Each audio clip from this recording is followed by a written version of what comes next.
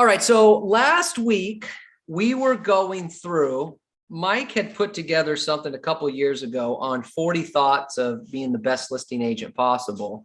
And we were kind of reviewing those and giving some examples and some thoughts on that. We got through the first 10.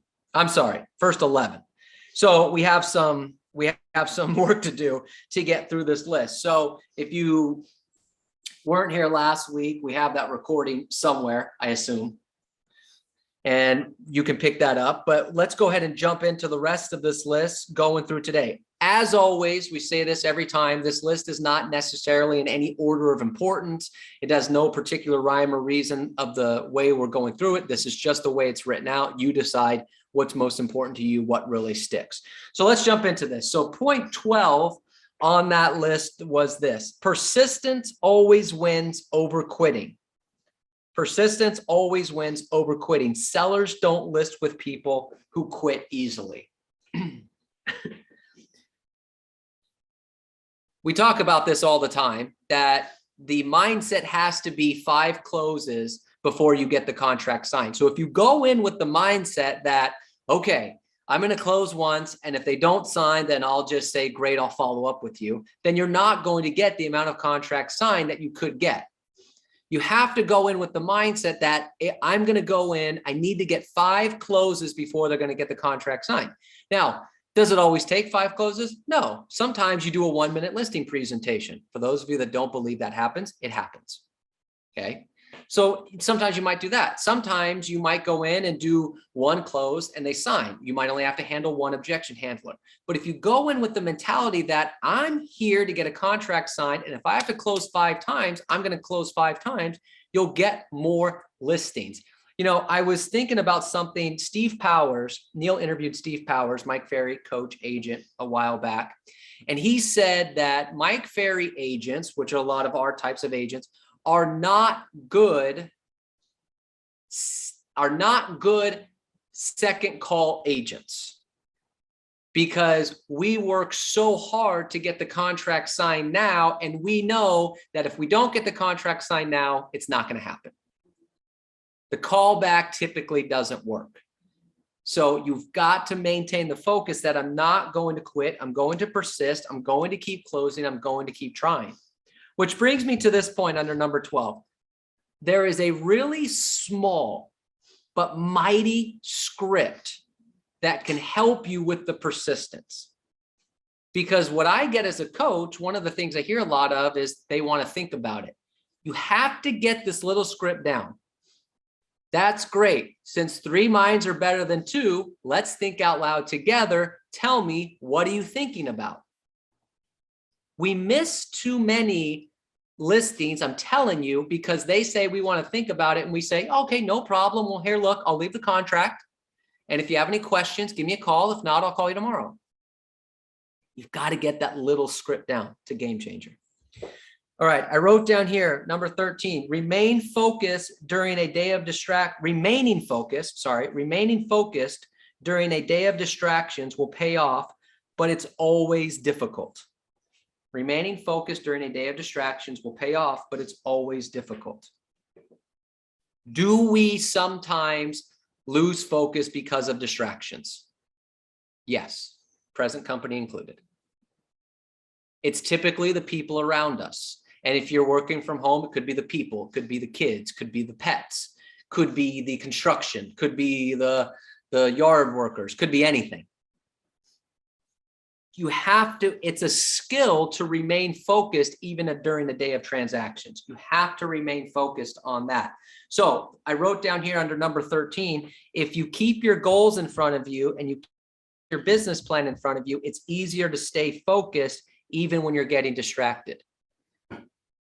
Because if you don't have your goals in front of you, if you don't have your business plan in front of you, you're an independent contractor. You could get distracted and never go back to work the rest of the day, and nothing will happen. You won't get fired, because even if we fired you, the office next door would hire you. So you'd be out of a job. Okay. Your clients might never know because they're not following you around every day. They're not coming into the office for the most part. Have to keep your goals and your business plan in front of you all the time because distractions are going to happen. It just is what it is. You have to remain focused. It's difficult, but it pays off. I wrote down here number 14. If you're treading water, you're not moving toward another listing or sale. If you're treading water, you're not moving towards another listing or sale.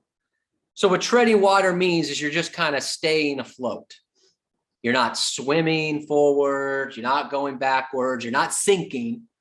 You're just staying afloat. That's not moving you forward. One of my favorite quotes from Lou Holtz, football coach from Notre Dame, he said, you're either getting better or you're getting worse. You're not staying the same. Because there's always somebody moving forward. So if you're here and you're treading water, the people that were already ahead of you are now this much farther ahead of you. And the people that were behind you, somebody's swimming, which means they're getting closer to you. So you're now further away from the top producers and the bottom producers are now getting closer to you because they're swimming forward. If you're treading water, you're not getting any closer to a listing or sale. You have to keep improving. I wrote down under this point, you have to be a lifetime learner. You can't think that you know it all. You can't think that you have it all down and I can stay here, I can stay afloat, I can tread water, I'm good. That's not going to work. You have to be a lifetime learner. You have to always be working on your script. You have to always focus on your marketplace. It amazes me how many people use the line, well, I've been in this market for 25 years. Great. What's gone on in the last 30 days? I have no idea. Then the 25 years of experience means nothing because I'm selling my house today, not 25 years ago. Lifetime learning. Okay. You can't tread water and move towards another listing or sale. You have to constantly be moving forward. I got to tell you, the best person that I know of that is Neil Schwartz. I mean, Neil is now 70. Now 70 is not old now because it's not 1920, 70 is still very active and vibrant, but there's a guy that's been doing this for 45 years. He's obviously very successful. And yet he's the phone going, hey, so what's this new technology? What's this new platform? What does this do? What does that do? What's this? What's that? He's constantly learning to try to figure out new things because he knows that's what keeps him, Neil Schwartz, and everyone else trying to catch him. And that's what keeps our agents here and everyone else trying to catch you. You have to keep that mentality. I wrote down here number 15. There are more bumps in the road than we can imagine. There are more bumps in the road than we can imagine. We have to keep looking forward, not down. Keep the listing you're going to get in sight at all times. There are more bumps in the road than we can imagine. We have to keep looking forward, not down. Keep the listing you're going to get in sight at all times. Are there bumps in the road as a real estate agent? Yes, Monday through Friday, 9 to 5. Other than that, it's pretty smooth sailing. There's bumps in the road.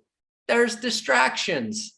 There's appraisals that come in low. There's appraisals that come in high. There's title issues. There's lender issues. There's client issues. There's other agent issues. There's always bumps in the road. The internet goes out. The air conditioning goes out. Always bumps in the road. But I wrote down here, a bump in the road is not unique just to you.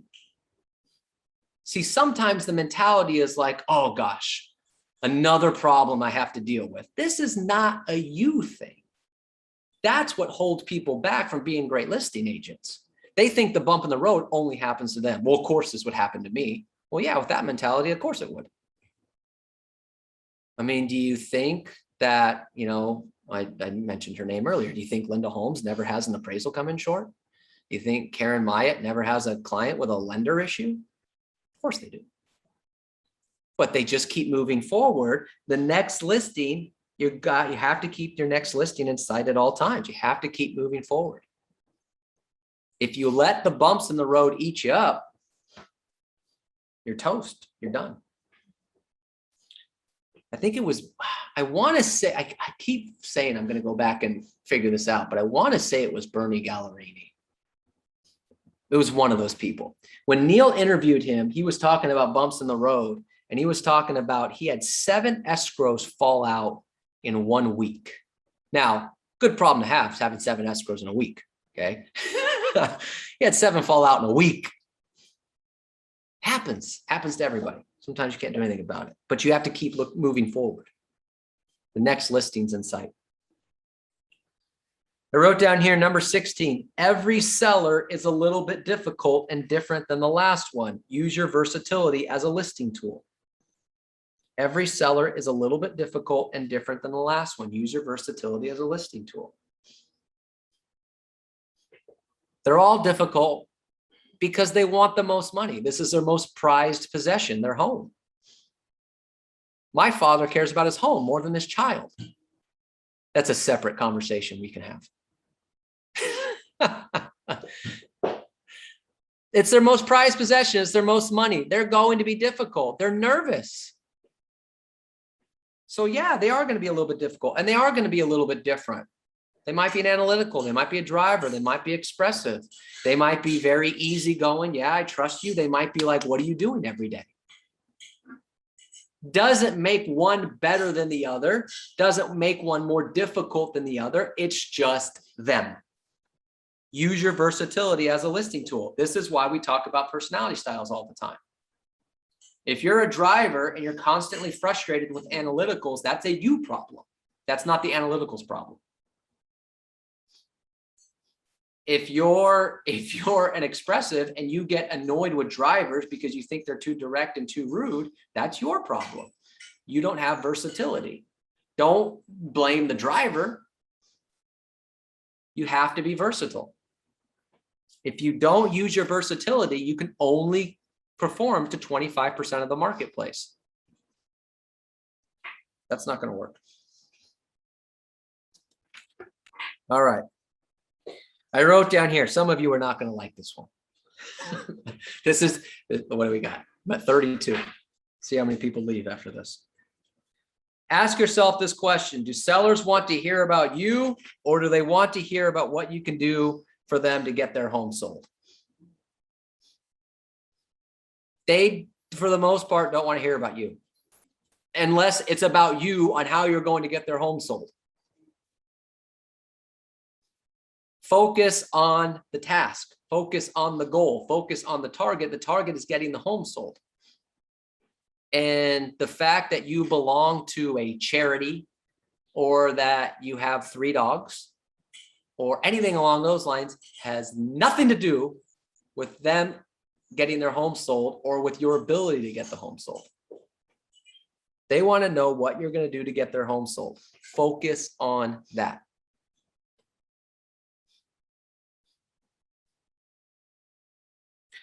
Wrote down here the next point. Too often when the goal of the agent is to be number one, we lose sight of profitability by making unnecessary promises. This is a key point. I'm going to repeat this. Maybe a couple times. Too often when the goal of the agent is to be number one, we lose sight of the profitability by making unnecessary promises. When your goal is to be number one, I want to be number one. I want to have the most units. I want to have the most listings. You'll make unnecessary promises. You'll say you can sell the home for more than what it's worth. You'll say you can sell the home faster than what you can really sell it for. You'll say you can get it for lower. You'll make all these promises because you want to be number one. So you lose profitability. You lose time. Because you're focused on being number one. Just focus on giving the best service for every seller, and you'll get more sellers, which will then make you number one. That's the way it goes. The number one agent is in the MLS is Ed Kaminsky. The number one agent in the MLS is Ed Kaminsky. If you've ever heard Ed do a speech or an interview, the one thing he talks about more than anything is customer service. That's what he talks about more than anything is customer service. He's the #1 agent in the entire MLS. He doesn't talk about, oh, well, you do whatever you do to get the deal done. If I have to cut the commission, I'll do it. If I got to overpromise the price, I'll do it. You know, I'll say whatever I got to do to get the listing. That's how I'm #1. No. All he talks about is service. Well, not all he talks about. What he most talks about is service. Don't make unnecessary promises to be #1. I've told the story before. There's a guy. I'm not going to mention his name because I don't want to drag him through the mud. That's not my style. Because he's a nice guy. The times I've met him. There's a guy in our general marketplace that on paper looks like he's a monster real estate agent. I mean, I'm talking about he makes like $40,000 a month. Okay. So on paper, you're looking at this guy going, Jesus, he's making $500,000 a year. He's got all these deals. I mean, he's a monster real estate agent. Good for him. Well, I had a conversation with this guy a couple of years ago at one of the retreats, and God bless him, he was openly honest. I asked him, I said, what are you doing? You know, I see the numbers are up. Good for you. Congratulations. You know, what are you doing? And he openly said, I'm buying the business. He said, what do you mean? What do you mean by that? Well, I'm paying, and I kid you not, this is what he told me. I'm paying $35,000 a month in advertising, online advertising, postcards, flyers, all these other different things. I'm paying about 35 online leads. I'm paying about $35,000 a month. And whenever I get this stuff, I convert it. Like, wait a second.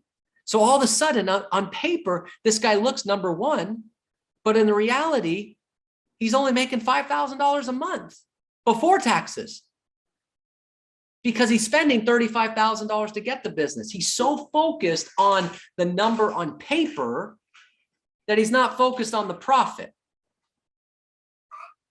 Get away from being #1 and just focus on being the best agent to your database, to the clients in your community. That's how you're be #1. Interesting stuff. All right, the next point I wrote down here, until you can master the skills of listing 50 homes, having a big team only satisfies the ego, not the bank account. Until you can master the skills of listing 50 homes a year, having a big team only satisfies the ego, not the bank account. I wrote down here underneath this, would you rather be known for your net worth or your ego? See, some people want to build the big team right away. I'm here to tell you that if you build a big team, you can only do that if you have enough business to feed the team. Otherwise, why would they go work for you? See, so many people in our industry say, oh, you want to build a team, you know, have, you know, agents underneath you and stuff like that. Okay, yeah, that all sounds wonderful. If I'm an agent, why would I go join your team? Are you feeding me business? Well, no, I only take, 10 listings a year. Great, 10 listings a year is good. It's way above the national average. But that's like 1 a month.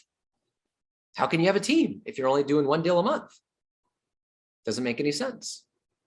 Well, I'll give them all the buyer business. Are you really going to walk away from all the buyer business when you're only doing 1 deal a month? Say no. So what's the need for a team?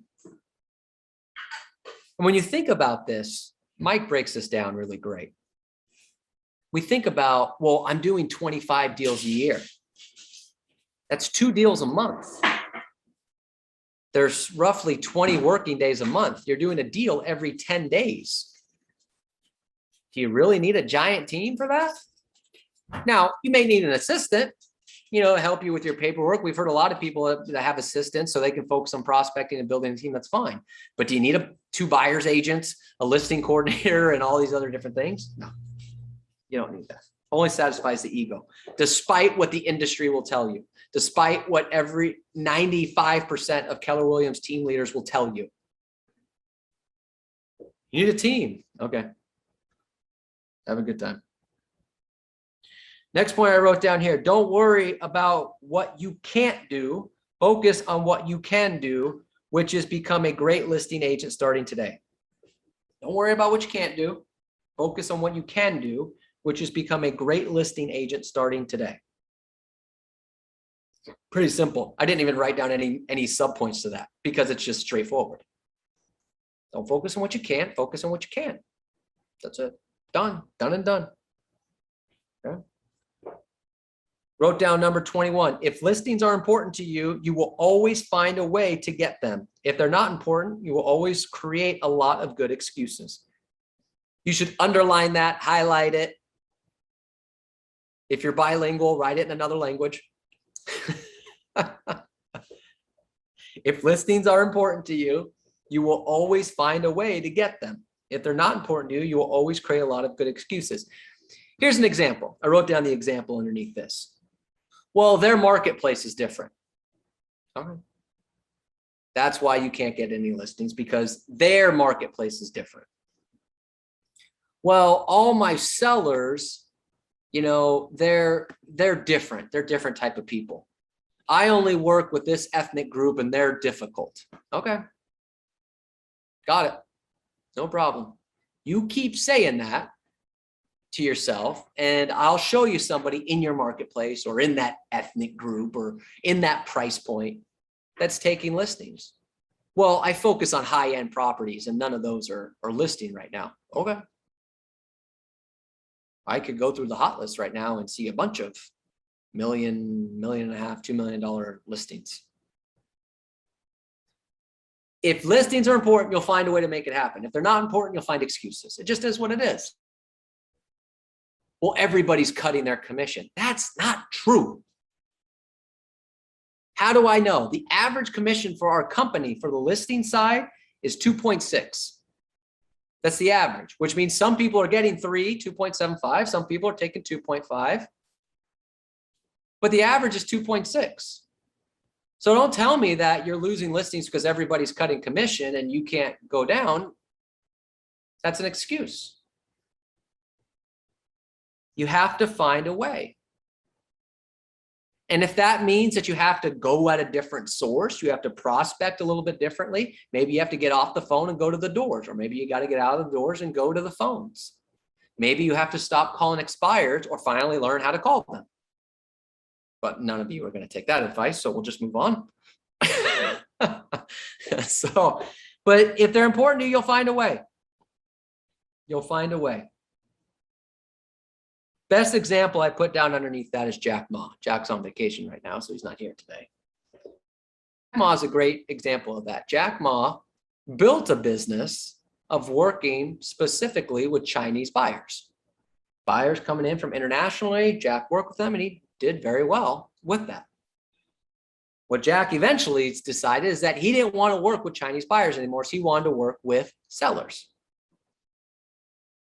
And so he just took on the mentality that I don't care if they're Chinese, non-Chinese, I don't care what they are. I'm going to work with every seller in my neighborhood. So what he did is he took on the task of learning the listing presentation in English, because every presentation he ever did was in Chinese.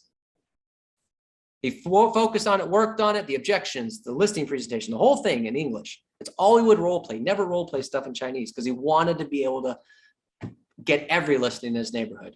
Fast forward, last year was the biggest year he's ever had in his career, which is saying a lot because he's been a big agent for a while. And this year he's going to trump that. If the listings are important to you, you'll find a way to get them. I wrote down here, 22, note to self. I'm going to get exactly what I want, and I'm not going to stop working towards it until I get it. Note to self, I'm going to get exactly what I want, and I'm not going to stop working towards it until I get it. What did we listen to on Friday? For those of you that were here at 12:15 on Friday, we typically watch a video, but instead what we did on Friday is we listened to The Strangest Secret from Earl Nightingale. Strangest secret, you get what you think about. So you have to put this in your head. I'm going to get exactly what I want, and I'm not going to stop working towards it until I get it. Now, here's the trick. Here's the trick. If you're not motivated, if you're not moving towards your goal, it's one of two things. Either number one, you don't have what you want in front of you, so it's out of sight, out of mind. Or number two, the goal that you've set is not really the goal that you want. Here's what I make this joke all the time. Some of you might say, I'm telling you, Robert, here's what I really want. I would love to take my family on an epic vacation, first class trip to Italy. We've never been there. I'd love to go to the wine country, the restaurants, the whole thing. It would be the trip of a lifetime. We'd never forget it. Okay. And then the alarm clock goes off. And you look at your goals and you go, there's a great Italian restaurant like right down the street. I'm sure the food is very similar. And you go back to bed. The goal you wrote is not the real goal. So you have to rewrite a new goal. You have to find something else that excites you, that keeps you moving towards it.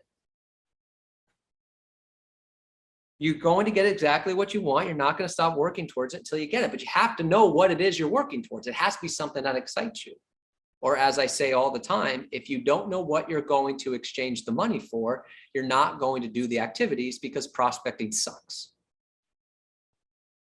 You have to know what the goal is. And I truly believe, you all can think I'm crazy and yeah, Robert and his rah-rah. I truly believe that everyone can be motivated if you find the right goal that gets you moving forward.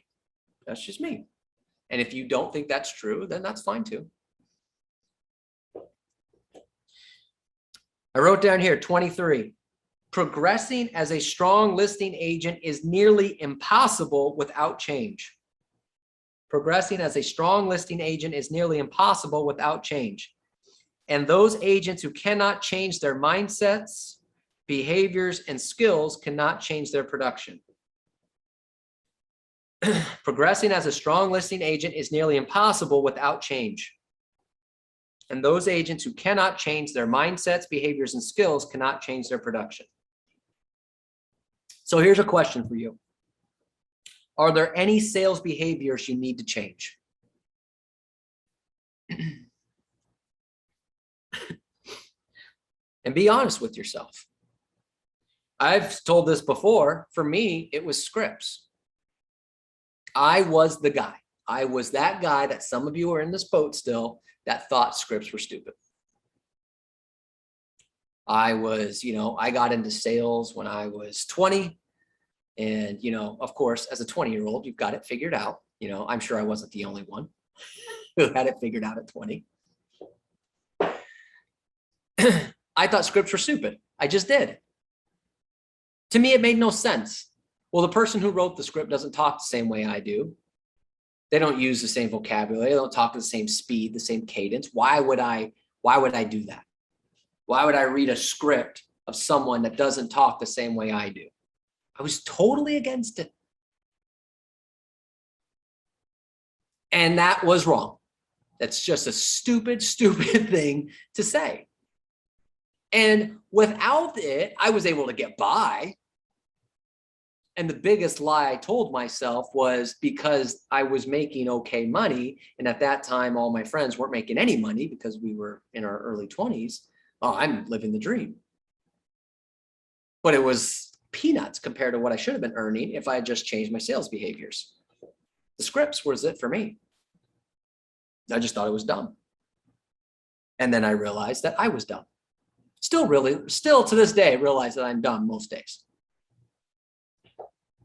Are there any sales behavior you need to change? Is it something about your skills? Is it something about your mindset? Is it something about your behaviors?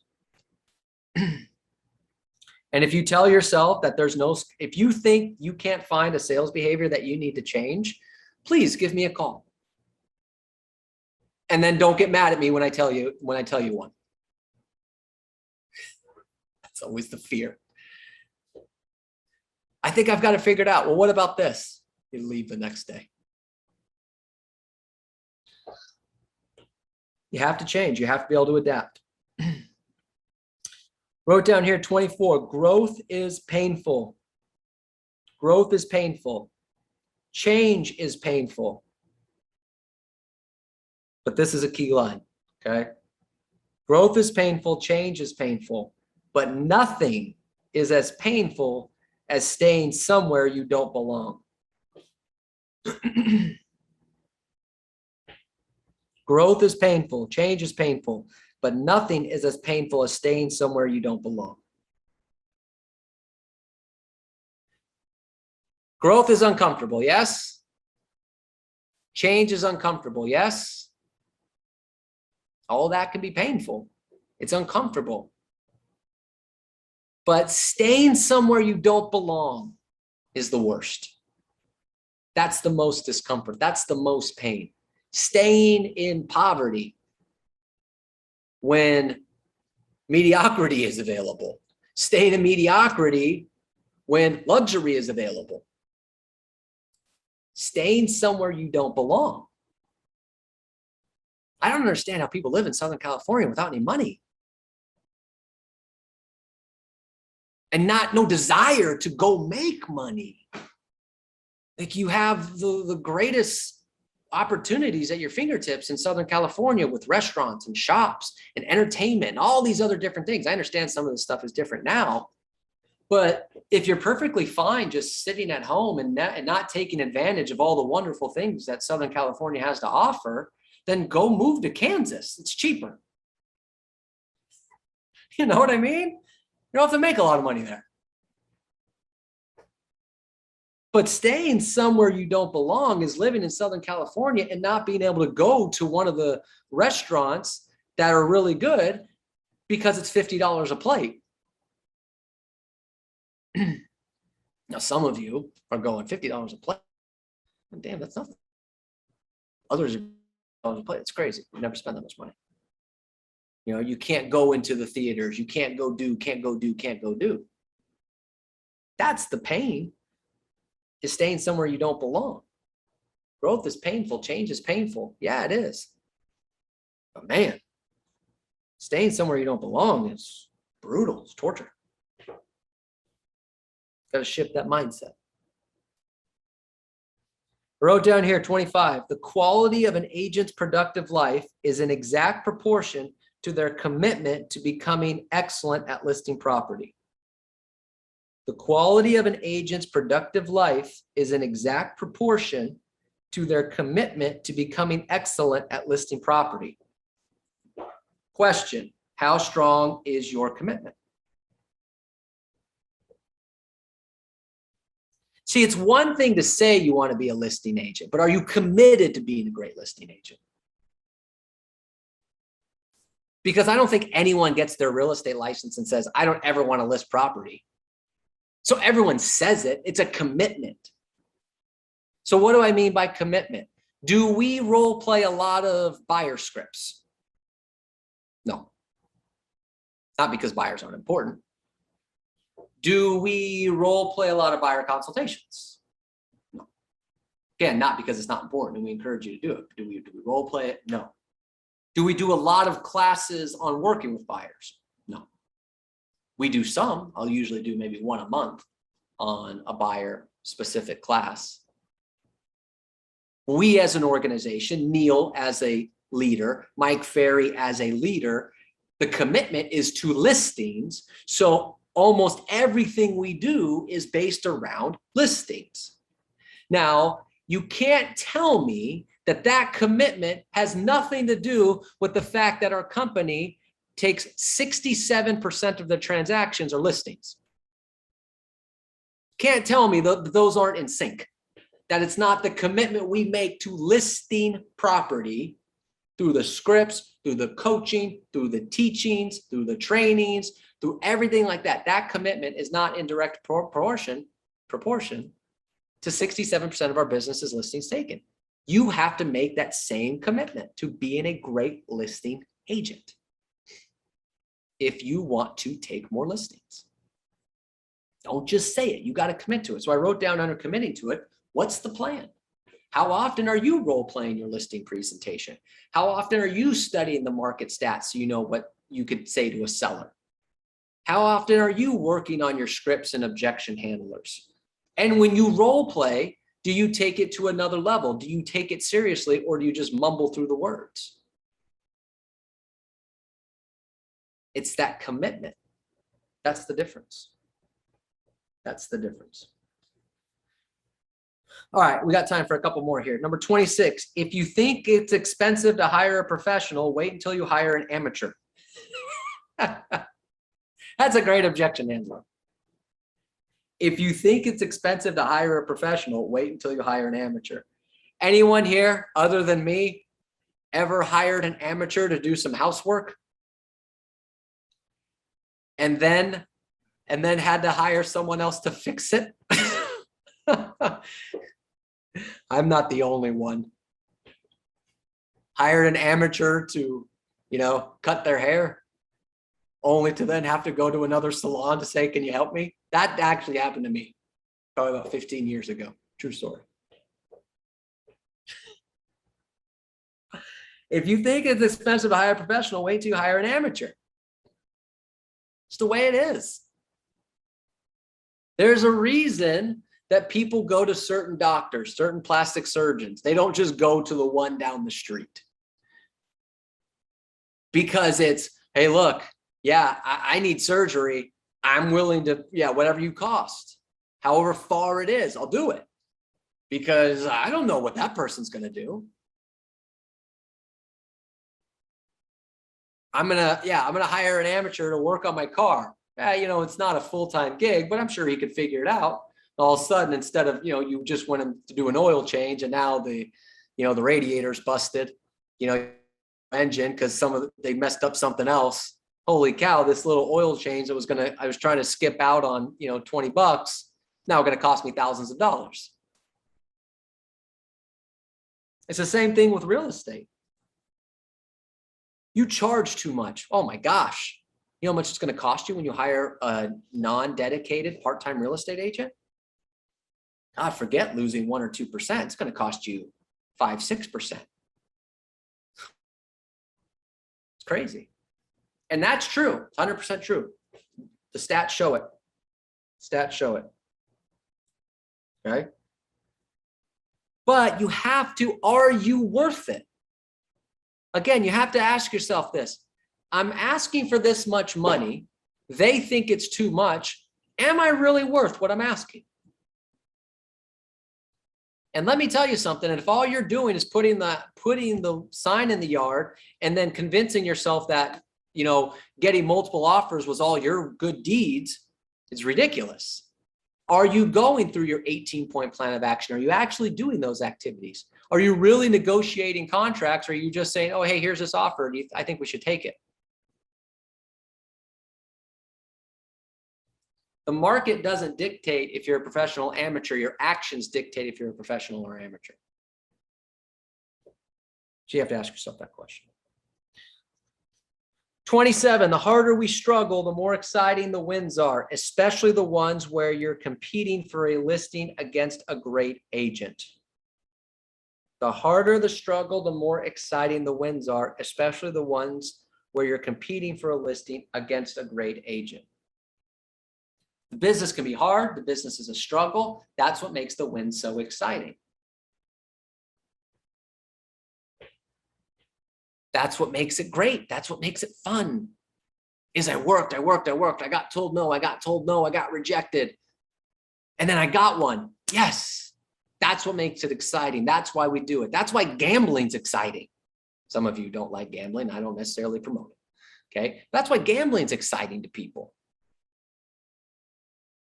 The dealer keeps having 21. They keep beating me. And then you win and it's exciting. Like, oh my gosh, I got one. It's a difference. The harder the struggle, the more exciting the wins are, especially where you're competing for a listing against a great agent. But keep in mind, you have to be excited when you're going against a great agent. See, too many times we're afraid to ask question 2 of the pre-qualifying. They plan to interview another agent. Why? Because we're afraid they're going to say yes. Oh my gosh, they're interviewing somebody else. What do I do? Me, what do you do? You ask who they're interviewing. And if it's me, I pray to God that they're interviewing Karen Bernardi. I pray to God that they're interviewing Ann Daly, that they're interviewing Hal Swayze. I pray to God that they're interviewing somebody like that.